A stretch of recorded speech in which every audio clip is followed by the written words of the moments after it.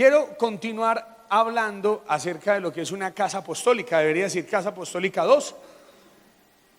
Y estamos estudiando la iglesia de Antioquía, ¿sí? No la de Antioquia, allí de Abejorral, Torombolo no, Yondó, perdón, es que dije Torombolo y miré al cuñado mío, perdón por cambiar los nombres y todo eso, no estoy en serio, pido perdón. Estamos estudiando la iglesia de Antioquía, de los mismos creadores de los 3 faros, ¿cierto? ¿Qué hay que hacer para estar en una congregación? Usted debe tener unidad con el ministro, unidad con la doctrina y unidad con la visión. Si no, usted no comparte la visión, está en división. 2 visiones es división. Qué revelación, apunte ahí. Ahí donde usted está diciendo, uy, ¿qué? Sí, 2 visiones, división. Entonces, nos dimos cuenta de que la iglesia de Jerusalén tenía un enfoque, ¿sí? La iglesia liderada por Pedro tenía un mensaje, tenía unos oyentes y tenía una metodología. ¿Por qué existen diferentes comunidades cristianas? ¿Sí? Y entonces empezamos a mirar de dónde nació la iglesia de Antioquía. ¿Quién me recuerda? ¿Cómo nace la iglesia de Antioquía? Que no sea el del primer servicio, ni uno, por amor a Dios. ¿Alguien me puede decir de dónde nació la iglesia de Antioquía? Por amor al Señor, por la misericordia de Dios. ¿Alguien me puede decir de dónde nació la iglesia de Antioquía? Eso, Hechos 11, 19 al 21. ¿De dónde, Diana? De los perseguidos, de los que después de la muerte de Esteban salieron huyendo.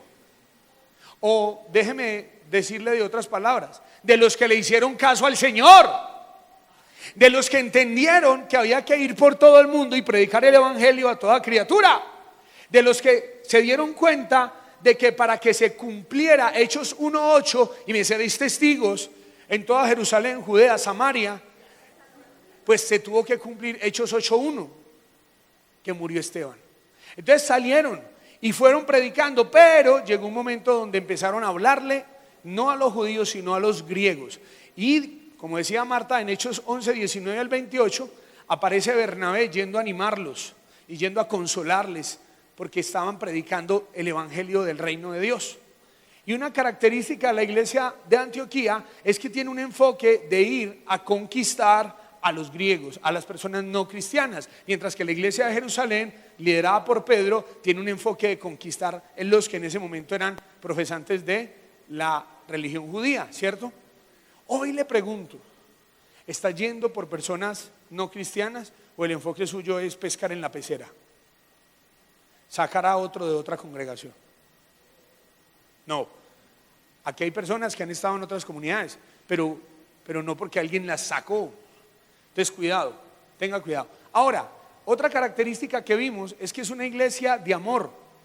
¿Por qué? Porque en Hechos 11, del 28 al 30, aparece que ellos le mandaron ayuda a la iglesia que estaba en Judea. Entonces es una iglesia de amor, es una iglesia que entiende que hace parte del cuerpo, es una iglesia que entiende que no es solita, sino que tiene que hacer parte de algo más grande, que ayuda a ministerios. ¿Está conmigo? Pero luego estudiamos el capítulo 13, versículo del 1 al 3, y nos dimos cuenta que es una iglesia donde hay dones, donde dice la Biblia que estaban reunidos ayunando y orando y que el Espíritu Santo habló. Oiga, una iglesia donde el Espíritu Santo habla y donde el Espíritu Santo dice: apártenme a Pablo y a Bernabé para la obra. Una iglesia que tiene entendido que hay que ir a ser discípulos. Vimos esas características y hoy vamos a continuar hablando acerca de ese modelo de iglesia, que es el que nosotros como Nuevo Amanecer, bajo ese modelo es que nosotros estamos, o un modelo apostólico. Pastor, ¿qué quiere decir modelo apostólico? Permítame decirle que el apóstol San Pablo, cuando llegó, se convirtió ¿en dónde? En Damasco. El apóstol San Pablo en Damasco no puede quedarse ahí. Él predica el evangelio y lo persiguen y él se devuelve a Jerusalén. Y en Jerusalén los griegos lo tratan de matar y los cristianos no lo querían recibir, los discípulos, obviamente porque él perseguía a la iglesia. Pero Bernabé aparece, ¿cierto? Y lo lleva y le dice: no, este hombre de verdad se convirtió, este hombre predicó de verdad el evangelio allá en Damasco. pero como lo están buscando para matarlo, los discípulos le recogen para el pasaje y lo mandan para Tarso. En la iglesia de Jerusalén no pudieron entender el llamado del apóstol Pablo. ¿Por qué? Porque el apóstol Pablo tenía un ministerio ¿a quién? A los gentiles. Y aunque en algún momento, como lo vamos a estudiar el miércoles, Dios le dice, ve porque me eres instrumento para que le prediques, ojo, a los gentiles, a los de la casa de Israel y a los reyes, ¿cierto? El primero tiene que ir a dar testimonio, como lo vamos a ver en las sinagogas, pero luego tiene que salir a predicarle a los griegos, a los gentiles, ¿cierto? A los que no son judíos, pero también a los reyes. Y entonces aparece el apóstol San Pablo por allá, recuperado por Bernabé en Hechos 11. Bernabé va por Pablo a Tarso y se reúnen en la iglesia de Antioquía durante un año, y a los discípulos se les llamó cristianos por primera vez. ¿En dónde? En Antioquía. Entonces es una iglesia de formación cristiana, es una iglesia de naturaleza de discípulo, de características apostólicas. Y el apóstol San Pablo junto con Bernabé son los que llevan ese modelo. ¿Listo? ¿Estamos ahí? ¿Bien o no? Oiga, saltada media hora, sudada 2 horas. Ave María. Pero nos gozamos en el Señor, ¿cierto? Gracias al Señor. ¿Cómo la ven con la batería acústica? Mejor, más bulla, pero suena más chévere, ¿cierto? Más bullita, pero suena más chévere. Estos muchachos están orando y es que para mandar a encerrar a batería. Ahí le dejo la inquietud. Hable con ellos. Casi que forman sindicato y todo. No, pues con mucha decencia y todo. No, pero está bien. Primero hay ministros, gracias al Señor. Seguro que si hay hombres y mujeres que ministren al Señor es más fácil conseguir elementos. No. Seguro que es más difícil conseguir gente consagrada al Señor que conseguir una batería. Escuche esto.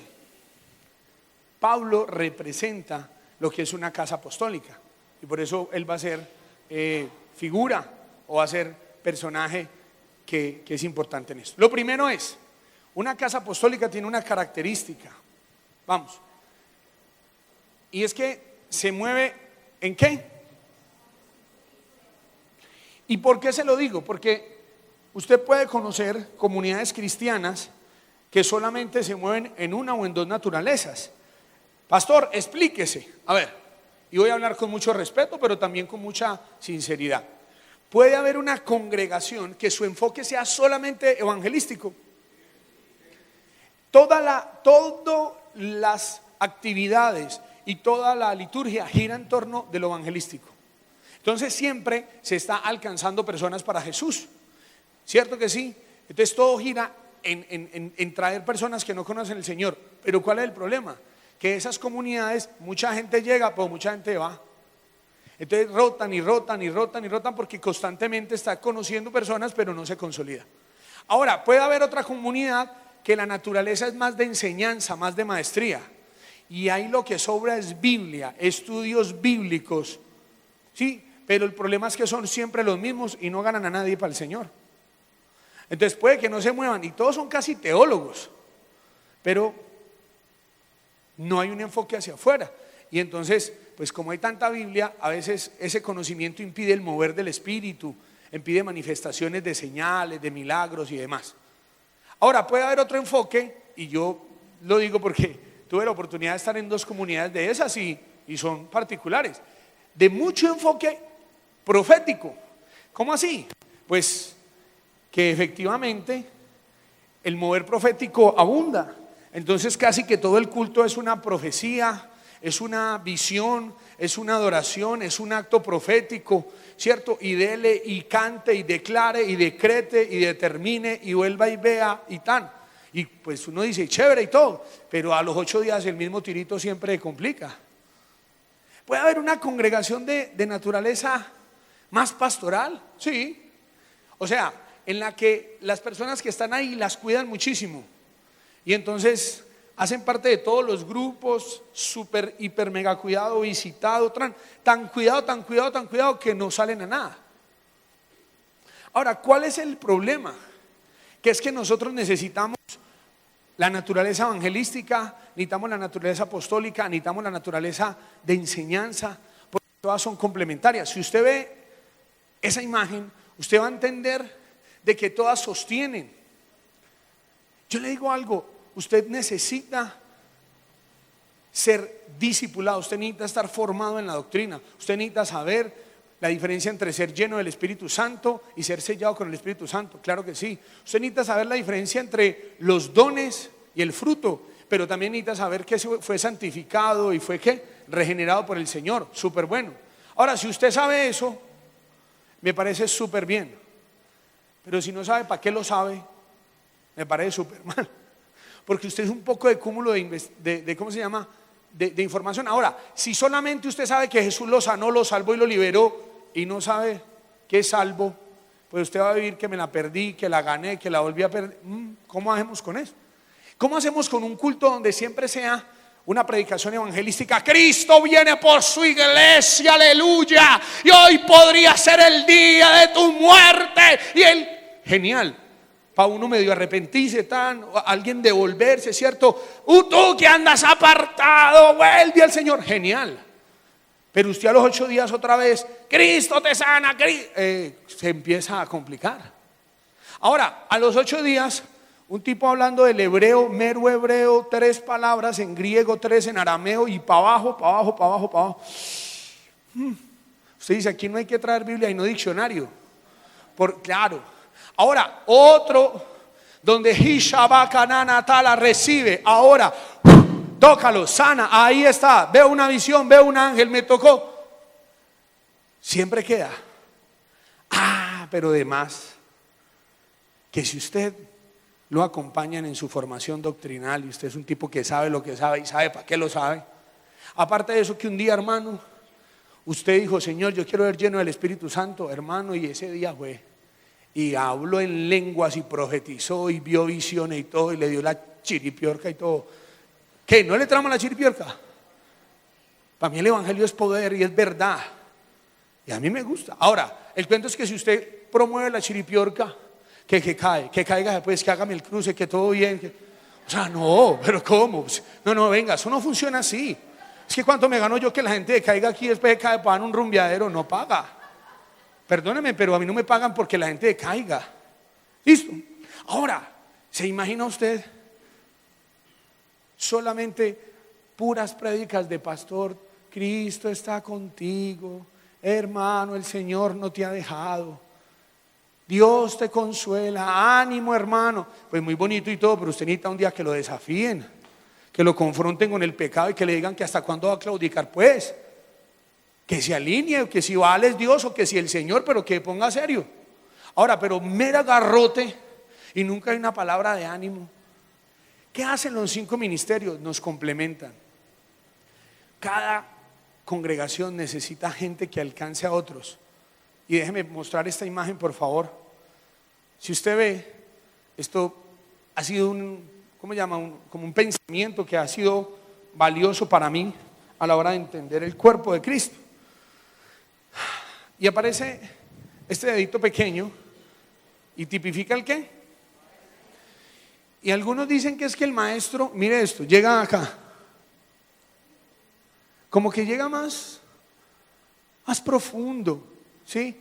Y se necesita ese que llegue y le profundice a usted, ese que le haga esas verdades a usted, pero estructuradas, ¿cierto? Que le hable esas figuras, que Isaac era tipo de Jesús, que tan una elegancia, que el arca tipifica la presencia de Dios, pero que el tabernáculo tiene las 3 partes, pero que cuando usted se relaciona con Dios, usted está en el atrio, luego pasa al lugar santo, al santísimo, una elegancia. ¿No le parece una elegancia cuando le enseñan a uno? Eso como todo, como de pollito, todo qué, desmechadito, una elegancia. ¿No le parece chévere? Wow, ahora cuando le traen a usted esas verdades espirituales a las naturales y se las enseñan con cosas prácticas, chéverísimo. ¿Sí o qué? Ahora, pero ¿y cómo hacemos si usted sabe mucho pero no se siente cuidado, amado, abrazado, visitado, que me enfermé, que no me llamaron, que no me visitaron, que no me ayudaron? Y aparece el qué, que es el dedo que llaman del qué, del corazón. ¿El qué? El dedo del compromiso, ¿sí? Del corazón. Se necesitan quien abrace, quien cuide, quien anime, quien lo escucha a uno, quien le dé consejería o al menos que sea compinche, cualquier cosa. Es que es el que busca consejería y el que busca compinche. Pero ¿y qué hacemos si todos aquí bien profundos, todos cuidados, pero y nada? Iglesias donde la gente se va muriendo, iglesias que son muy adultas y no ganan a nadie para el Señor. Y la gente se va muriendo y se ponen adultos y ahí generacionales, pero no hay relevo. Entonces necesitamos a alguien que esté más lejito y que ¿qué?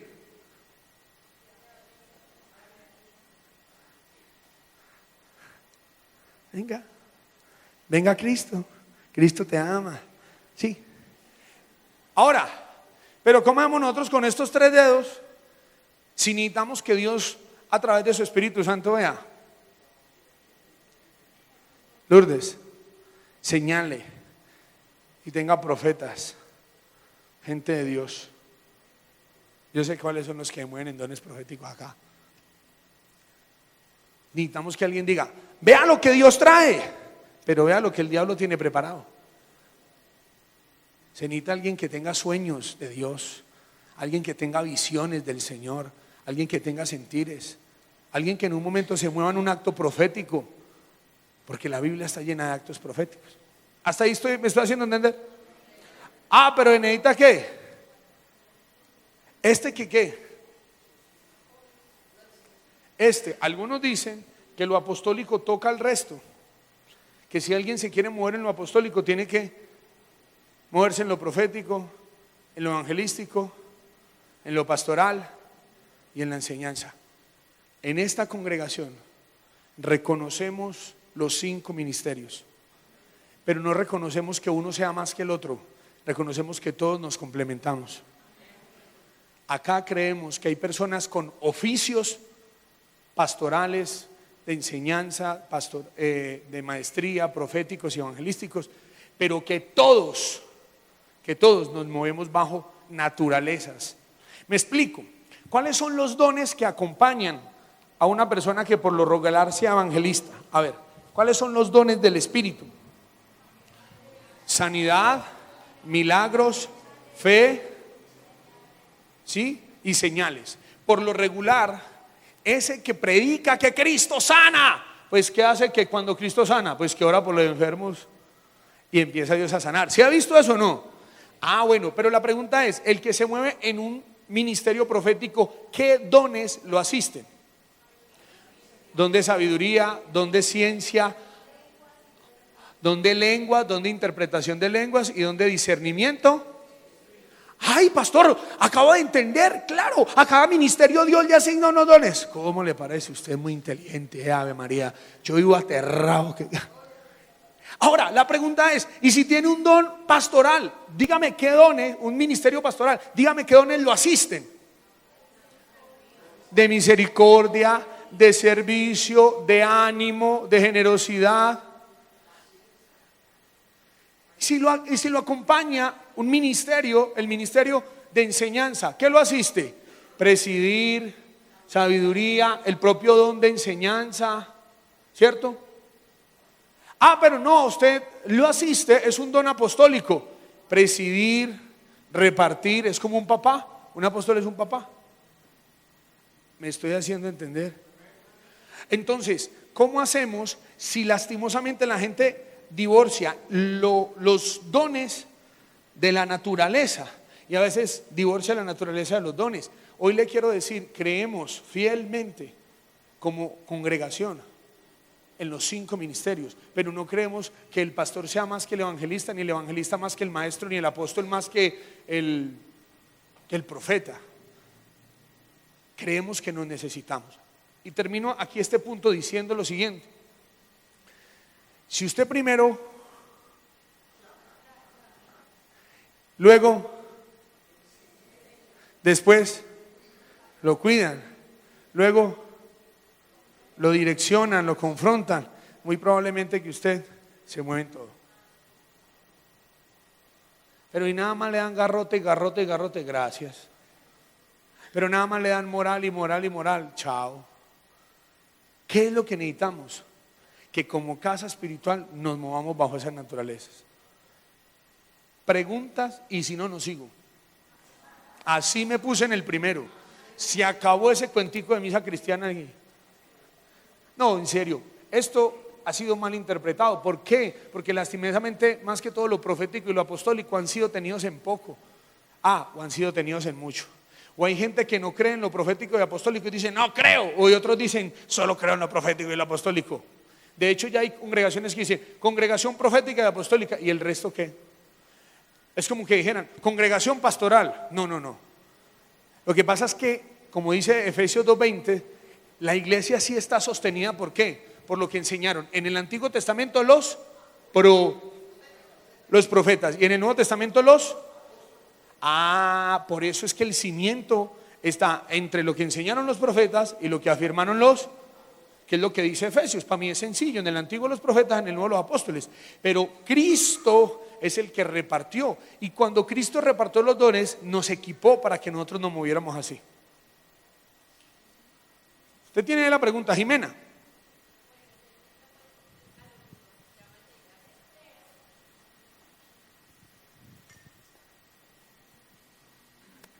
Entiendo pues lo que Dios nos llama a hacer en cuanto a lo apostólico, pero yo quiero saber qué relevancia tiene que llamen a la persona, por ejemplo, que a usted le digamos apóstol, o que le digamos, por ejemplo, a Jaime profeta, que fue algo que usted dijo en la iglesia, que a Jaime le digamos profeta y que la pastora Beatriz dijo que usted era apóstol. ¿Qué relevancia tiene eso? Si hay más profetas, si hay más apóstol, bueno, eso pues no sé, porque acá solamente se le dice pastor a usted o líderes los demás.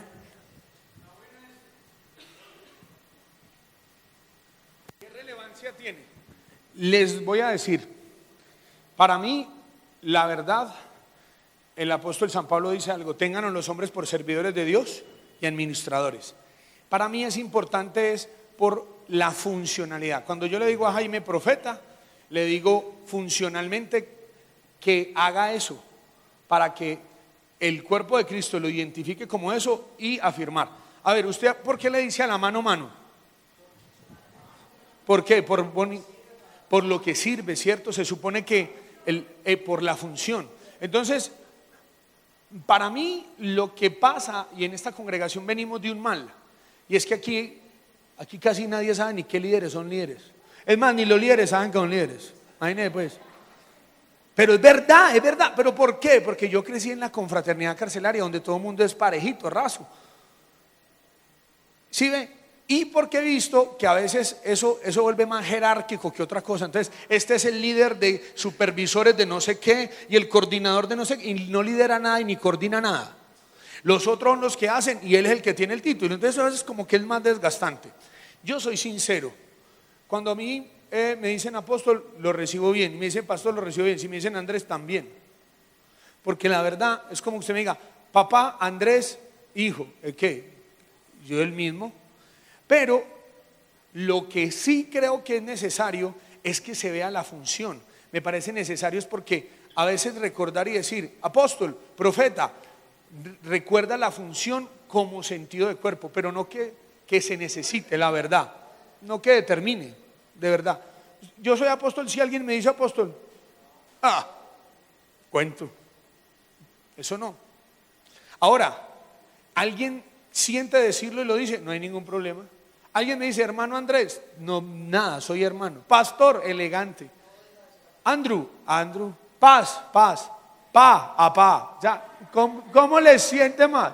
¿Cómo rinde más? Ahora, ¿cuál es el problema? Que si usted dice pastor y se comporta como una cabra, así queda maluco.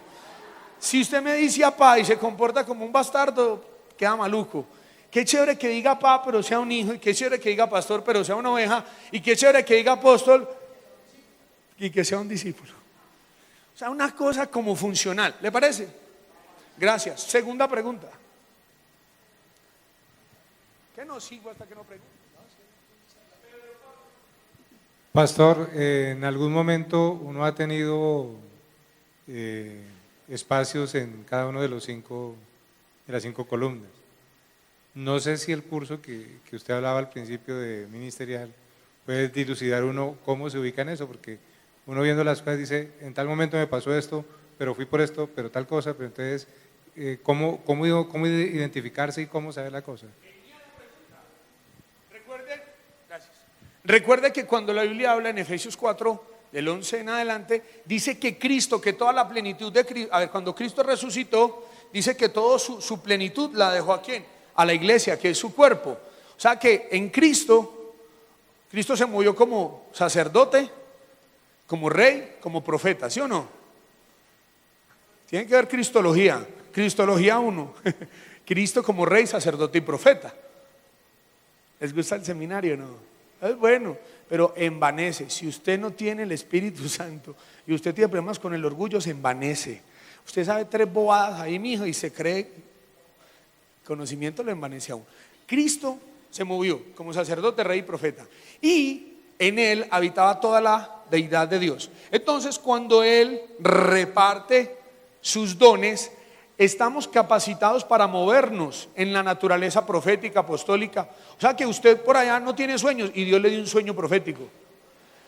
Pero hay gente que tiene la función y que tiene sueños cada ratico proféticos. Sí, aquí algunos hemos predicado, ¿cierto? Y hemos hablado de Cristo. Todos aquí en algún momento hemos evangelizado, pero hay gente que tiene naturaleza evangelística y le predica al diablo. Sí, hay otras personas que se mueven, en algún momento han enseñado, ¿cierto? Han compartido X, Y cosa, pero hay otros que nos enseñamos la ida al baño. Todo es una enseñanza, todo es punto 1, punto 2. Entonces, nosotros todos tenemos naturaleza apostólica, profética, ¿cierto? Porque tenemos a Cristo, ¿o no? Pero no todos tenemos oficios, no todos tenemos el mismo oficio, sino que nos complementamos. ¿Resuelta ahí la pregunta? No. Para el martes, en nombres que oran. ¿Cómo?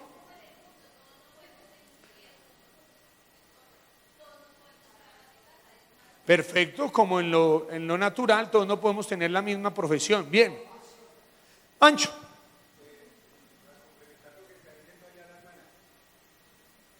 Me va a permitir poner un ejemplo vivido. Por ejemplo, yo no soy artesano, pero el año antepasado hasta el año pasado estuve haciendo artesanías. Ese no es mi oficio, pero dentro de mí había algo de ese oficio que salió a flote. Entonces lo comparo con el cuerpo de Cristo. No todos somos apóstoles, no todos somos maestros, pero como usted acaba de decir, todos tenemos a Cristo. Y si tenemos a Cristo, dice que el poder de Cristo, el poder que levantó a Jesucristo de la muerte obra en nosotros. O sea que tenemos ese poder, pero somos más fuertes en unas áreas que en otras. Una casa apostólica se caracteriza porque se mueven los 5 ministerios. Ahora, me gustó lo que dijo Mena, no necesariamente porque aquí estemos los apóstoles, los profetas, sino que funcionalmente creemos en la función más que en la posición. Aquí todos somos iguales porque todos fuimos lavados con la misma sangre, sellados con el mismo espíritu. ¿Listo? Bien. Les compartí esta mañana algo. El pastor Iván Méndez con su esposa, Dios les permite tener 5 parejas. Y esas 5 parejas, cada una está bajo un ministerio, uno pastoral, de enseñanza, ¿cierto? Evangelístico. Y ellos como pareja sostienen, ayudan, apoyan a esas personas. En esta congregación estamos trabajando en eso. Estamos trabajando en tener una junta administrativa, bueno, ya tenemos, solo dedicada a todas esas labores tan importantes que son del administrativo, pero a tener unas parejas que nos ayuden. Y me explico, en la columna apostólica, pues todo lo relacionado con programas sociales, impacto en la educación, impacto en la empresa, todo eso que genera gobierno hacia afuera. Pero debe haber otras personas encargadas de la columna ¿qué? Profética, llámese alabanza, danza, intercesión, todo lo que se mueve proféticamente por el Espíritu. Pero debe haber otra persona o otras parejas, esperemos, encargada de parte de enseñanza, todo lo que son enseñanzas dentro de la comunidad y plataformas de estudio hacia afuera, colegios. ¿Sí la pilló ahí?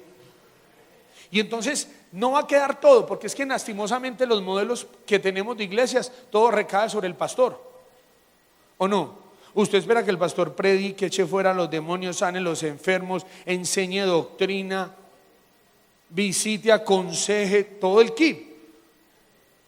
Y entonces sería anormal, no funcionaría así. Bien ahí, enredado. Pida consejería entonces, porque no podemos acá, no sé cómo hacer. Bien, la iglesia, sigamos, la iglesia de Antioquía, dice, había, ¿qué había? Había entonces en la iglesia que estaba en Antioquía profetas y maestros.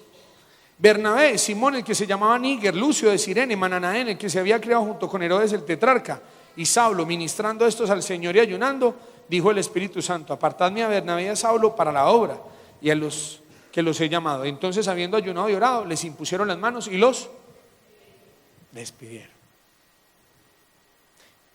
Esta iglesia era movida por el Espíritu Santo a través de ¿qué? De los dones y de los ministerios. Ahora, lo segundo es que como habían esos 5 ministerios, entonces le pregunto, ¿qué va a pasar con 5 ministerios que estén operando? Pues esa iglesia va a crecer, se va a fortalecer y va a estar lo suficientemente grandecita, ¿para qué? Por eso le coloqué dos imágenes. Si usted es pillino, se las pilló. Le coloqué 5 columnas, pero luego le mostré 5 dedos. ¿A qué va? Porque le quería mostrar la funcionalidad del cuerpo, pero le quería mostrar lo sostenible. Una iglesia donde se muevan los 5 ministerios es capaz de sostenerse y ser lo suficientemente fuerte, ¿para qué? Pero una iglesia donde el pastor haga todo, pues le digo una cosa, termina el pastor solito, cansadito. Pero donde se mueva el Espíritu Santo y haya forma de que los ministerios crezcan, pues seguramente va a ¿qué? Ahí habían apóstoles, habían profetas, habían maestros, habían evangelistas, y lo más probable es que estaban tan fuertecitos que ¿qué? Enviaron ¿a qué? A fundar iglesias. Lo segundo es que fundan ¿qué? Iglesias. ¿Cuántas iglesias salieron de la iglesia de Jerusalén? El apóstol Pablo hizo 3 viajes misioneros y en el 4º lo encanaron y murió. Pero algunos que han estudiado la vida del apóstol Pablo hablan de 22 iglesias en Asia Menor. ¿Cuántas? Me da el foro y me dice cuántas iglesias salieron de la iglesia de Jerusalén. Por decir algo, usted dice, Pablo, apóstol de Jesucristo, a los santos que están en Colosas, gracias, misericordia y paz de Dios nuestro Padre y del Señor. Pablo, apóstol de Jesucristo, a los hermanos que están en Éfeso. Pablo, apóstol de Jesucristo, a los hermanos que están en Filipo. Pablo, apóstol de Jesucristo, a los hermanos que están en Roma. Pedro, apóstol de Jesucristo, a los despatriados en el Ponto, Gasia, Capadocia, Galacia, Bitinia. A ver. Pablo, apóstol de Jesucristo, a mi amado hijo Timoteo, verdadero hijo en la fe. Pablo, apóstol de Jesucristo, a Tito. Pablo, apóstol de Jesucristo, a Filemón. Y las otras no tenía tinta, porque Pablo era apóstol de Jesucristo y ese apóstol fundó iglesias y tuvo hijos espirituales. ¿Me entendió ahí? Alfred me dice cuáles fueron los hijos espirituales de Pedro. ¿Sabe qué? Pedro era el que predicaba, era el que sanaba, era el que echaba fuera los demonios, era el que repartía el tinto. Se lo repito, Pedro predicaba, Pedro bautizaba, echaba fuera los demonios, sanaba al enfermo y repartía el tinto, porque dice la Biblia que las señoras estaban quedando mal atendidas y que a Pedro le tocó decir, ay no, dediquémonos a la oración y a la palabra, más bien deleguemos 5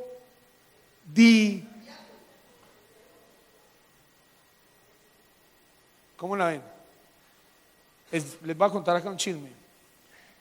Yo a estos hermanos lindos que son obreros de esta iglesia les he cacharreado harto, y en estos días no aguanté más y cogí el tablerito allá arriba y les llené ese tablero y les demostré que hacen parte de la junta de obreros, que dan cursos, que visitan, que están al frente de ministerios. Increíble, estamos en todo. Y uno piensa que eso es muy bueno y no es muy bueno. Entre más usted delega autoridad, más autoridad tiene. Y yo pido perdón porque hemos ministrado eso. Esta comunidad no ha crecido más porque no tiene cómo crecer. Nos aplastan. Póngase a pensar, escuche esto. Pero deje hablar. Usted está ahí que se habla, no, deje hablar. Escuche esto. ¿Te imagina que dentro de 8 días llegaran 50 personas por primera vez? Llegaron 50. Mira, al favor, ¿quién va a visitar las 50? Me parece ver a Jaimito allá con las aquí. A Luisa que no da más. Claro, hay de que ya no aguanta. Porque son 3 personas, no hay más.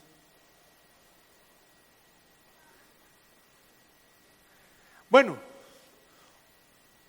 se nos endemonian 20 a la vez. Les dio, demonios estaban en combo y les dio pues endemoniar a 20. Me hace el favor y me dice quién le mete mano a los 20 endemoniados. Ahí me toca a mí amanecerme, porque a mí sí me gusta eso de echar fuera demonios, pero harto. Les dio por separarse a 4 parejas a la vez, pues de eso que cuando les da. Por eso le pregunto, entonces no me diga, pastor, ¿por qué no crecemos más? Dígame, porque todavía lastimosamente no hemos delegado. Diga la verdad. Y pedimos perdón por eso, les pedimos perdón. Perdón. Fue lo que yo vi hacer al pastor Juan Carlos, fue lo que me vieron hacer a mí y es lo que están haciendo estos hermanos. Qué pena con ustedes. Digo que es que hoy necesitamos eso para fundar iglesias. ¿Creen ustedes que podían haber enviado personas a fundar iglesias si no primero hubieran tenido una iglesia fundada? Yo quiero decirles, quiero que presten atención. Nosotros en esta congregación hemos fundado 3 iglesias. Y una fue como ser papá adolescente. Hermano, un hijo no planeado.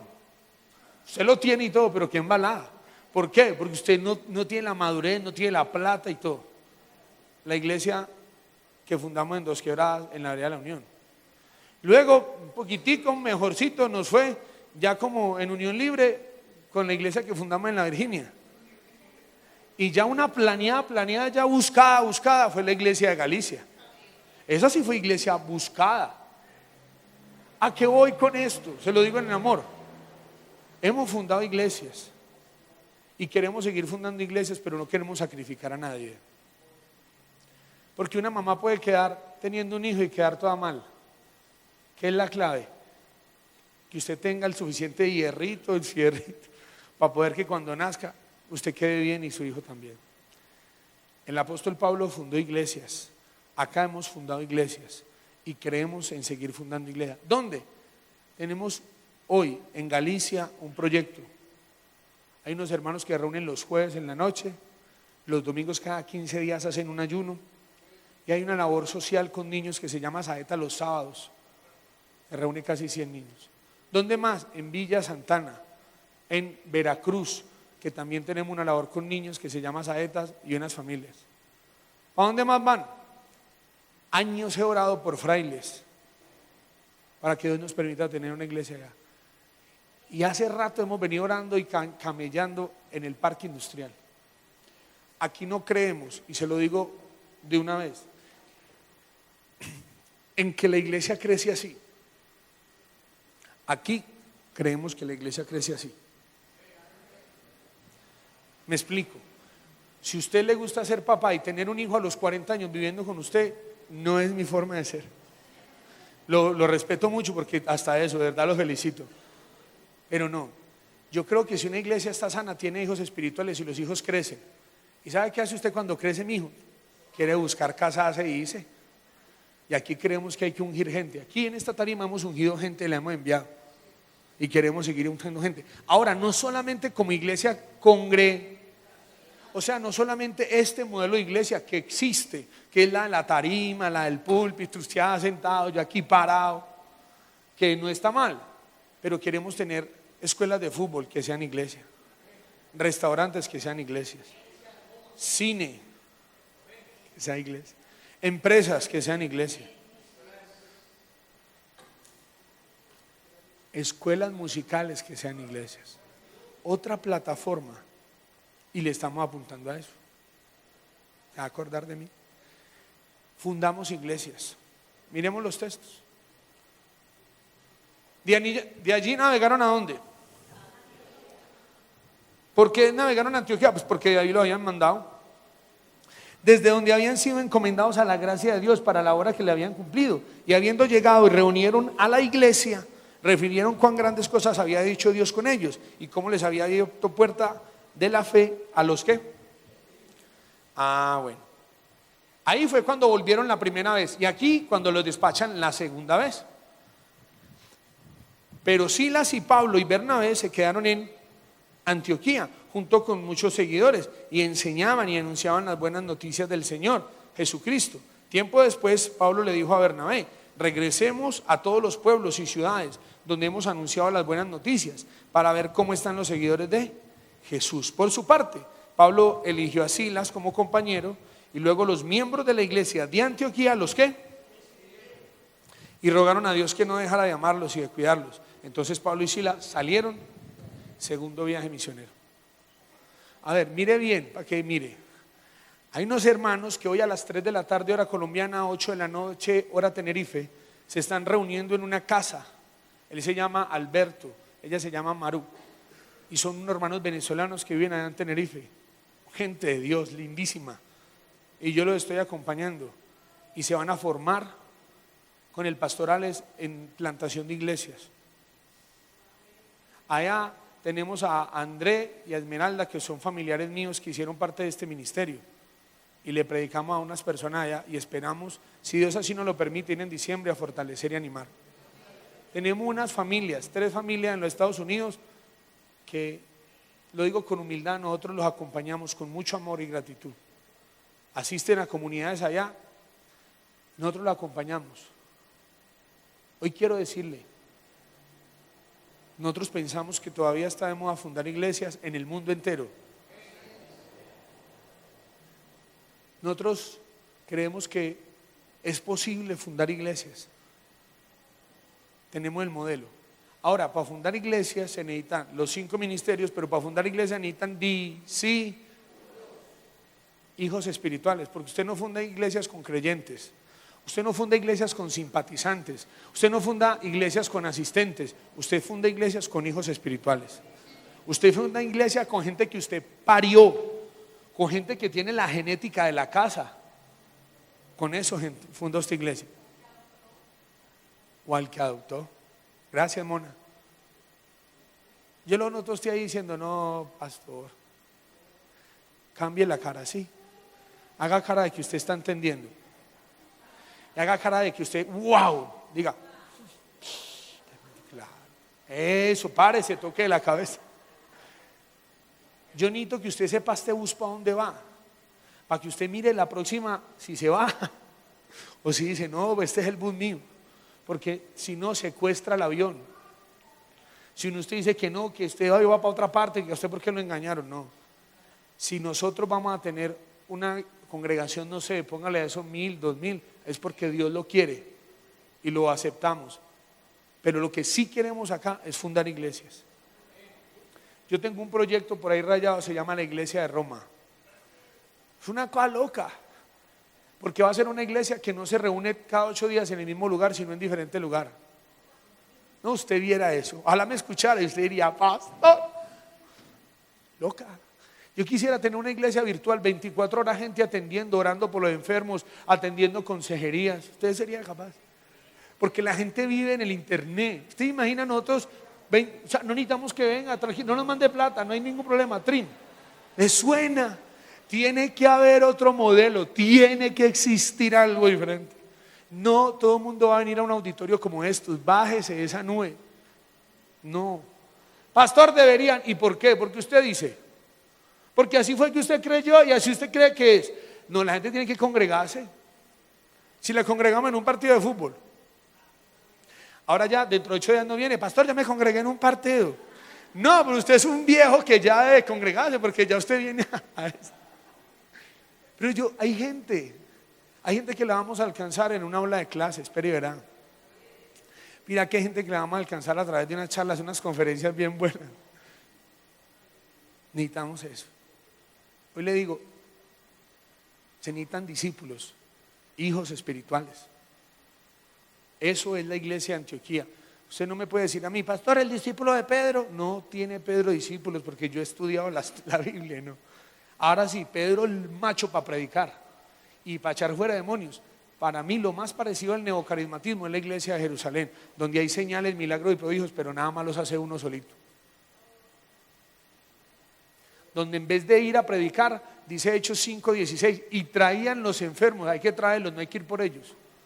Perdónenme, pero yo no quiero que traigan los enfermos, yo quiero ir y orar por los enfermos. No, usted no entiende. Le voy a leer. No, pero tiene que poner cara. Tiene que poner cara, porque usted dice que entiende, pero la cara es como si no entendiera. Yo le voy a leer la Biblia. Yo le voy a leer, mire, Jesús dijo que había que ir y Pedro dijo que no, que eso era muy aburrido ir, que era mejor que trajeran los enfermos. Y yo no quiero que traigan a nadie. Yo quiero que usted ore por los enfermos y los sane usted, listo. Ah, no, usted quiere que los ore yo por ellos. ¿Y por qué? Ore usted, si Jesús vive en usted. No, en serio, es que es más fácil traer la gente aquí, pastor, ahí se lo entrego. Claro, muy olímpico, es claro, tan chévere para usted, viene y trae gente ahí. No, discípulelo usted. No. Es que muy botado así. Yo tengo que sacar pastores porque los pastores producen pastores y las ovejas, ovejas. No.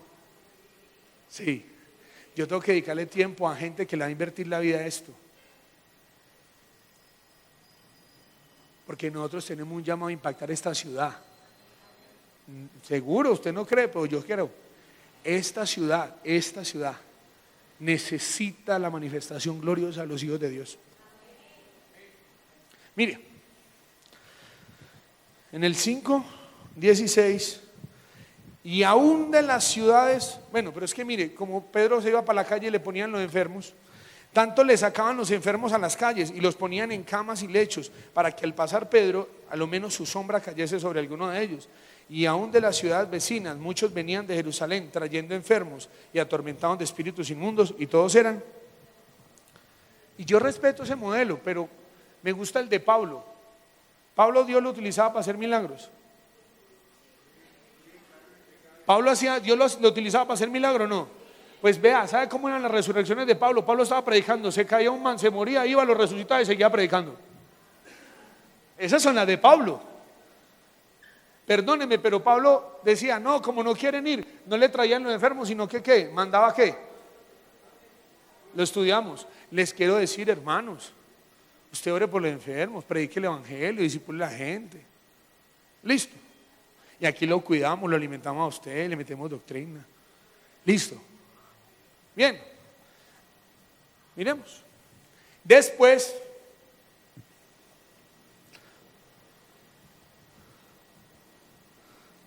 de anunciar el evangelio en aquella ciudad y de hacer ¿qué? Muchos discípulos volvieron a Listra y a Iconio y a Antioquía y constituyeron ancianos en cada iglesia, y habiendo orado con ayunos, los encomendaron al Señor en quien habían creído, y se quedaron allí mucho tiempo. ¿Con quién? Ahí aparece que habían unos discípulos y luego habían ancianos, personas, obreros, gente que ellos delegaron, y entonces así funda una iglesia. Ahora, esa iglesia tuvo un impacto en el mundo religioso y en el mundo social. ¿Por qué le muestro una imagen de un circo romano? Porque los perseguían, los mataban. Pero ¿quiénes más lo perseguían? Los judíos, la religión. Y usted tiene que entender que el modelo de iglesia apostólica va a ser perseguido. ¿Por quién va a ser perseguido? Pues por la estructura religiosa, que le parece que no. ¿Usted sabe cuánto me cuesta a mí que la gente entienda que esto no es la iglesia, sino un auditorio? Usted, nada más una palabra, o sea, ¿cómo era de duro la religión? Que la gente dice, ay pastor, nos vemos en la iglesia del auditorio.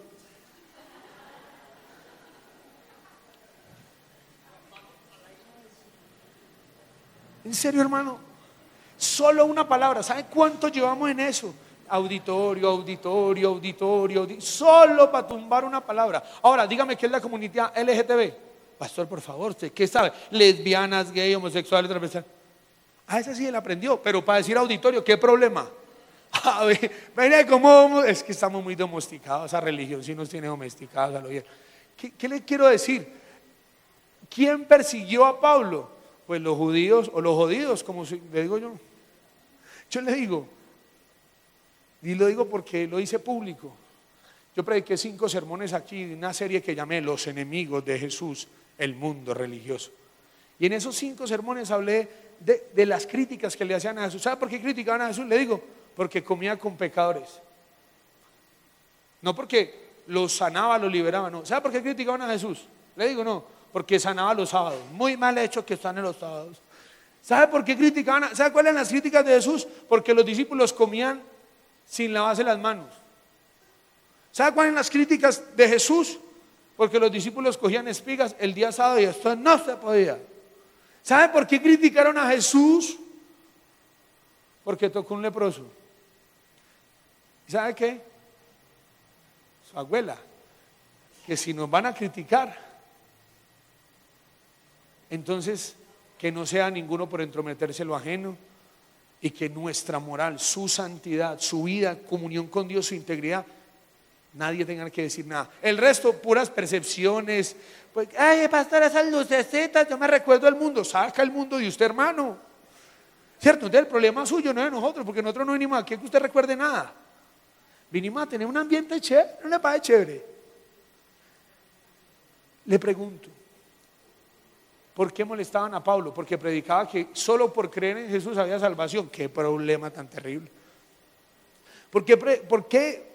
Porque decía que Jesucristo había resucitado y no para abajo. Quiero decir, lo van a perseguir. La iglesia apostólica es una iglesia perseguida. Y yo le compartí algo que el Señor me habló hace días. ¿Se acuerdan del ciego de San Juan 9? De que los teólogos estaban diciendo, Señor, ¿quién pecó este o sus padres para que este naciera así? ¿Cómo quedaría contento el ciego ahí? Uno bien ciego y el otro diciendo, dice, ¿quién pecó este o mis padres? ¿A quién le importa? Sáneme. Pero esas son las discusiones de la religión. Y escuche, apenas ese hombre ve, en vez de alegrarse ni decir, oiga, este hombre ve, hombre, qué chévere. ¿Usted quién lo sanó? No, un hombre pasó y me sanó. No, pero nosotros sabemos que ese hombre es pecador. Y el ciego dijo, pero yo la verdad, yo para saber si es pecador, yo no lo sé. Yo lo que sí sé es que yo era ciego y ahora veo.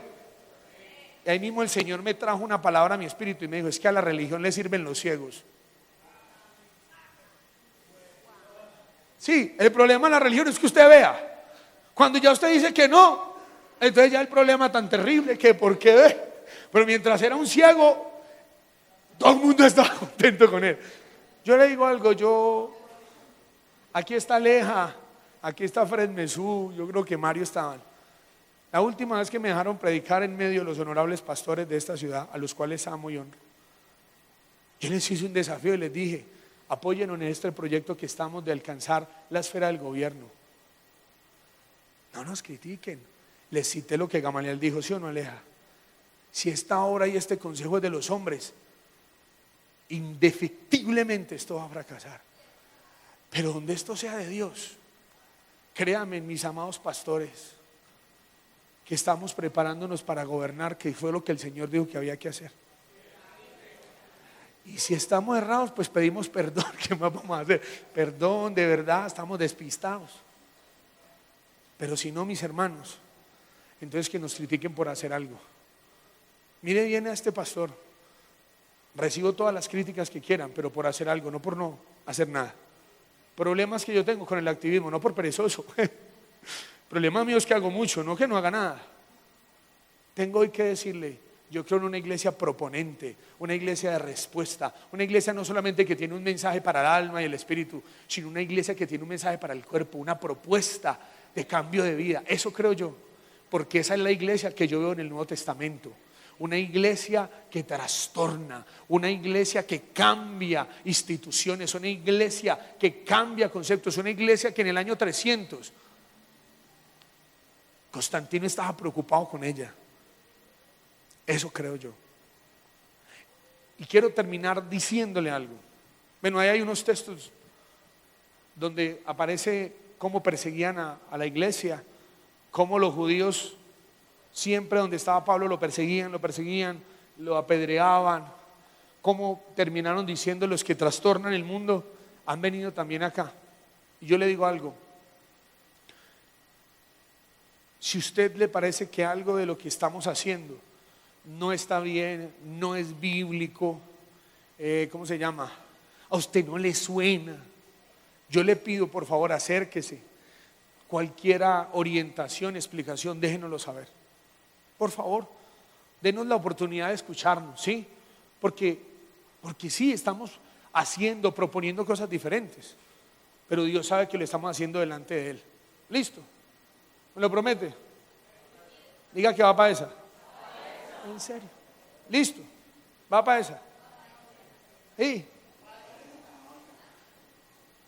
Y donde estemos haciendo algo y donde Dios quiera empezar un movimiento de transformación a través de nosotros.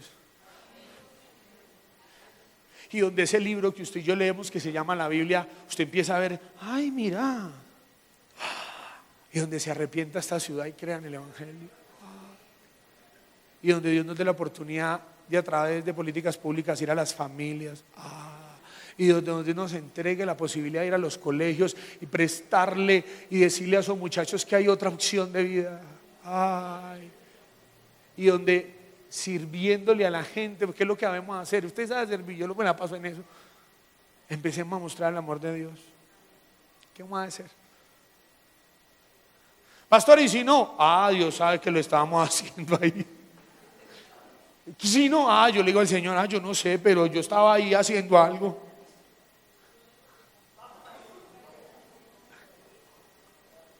Una iglesia apostólica está basada en el Evangelio del Reino. Lo apostólico tiene que ver con un avance territorial, algo que va más allá del lugar donde estamos. Lo apostólico es generacional, lo que has oído de mí ante muchos testigos, esto encarga a hombres fieles que sean idóneos para enseñar también a otros. Lo apostólico está ligado a lo manifestacional, a lo sobrenatural. Y lo apostólico produce persecución de lo religioso, pero transformación de lo social. Bueno, incline ahí su rostro, vamos a orar.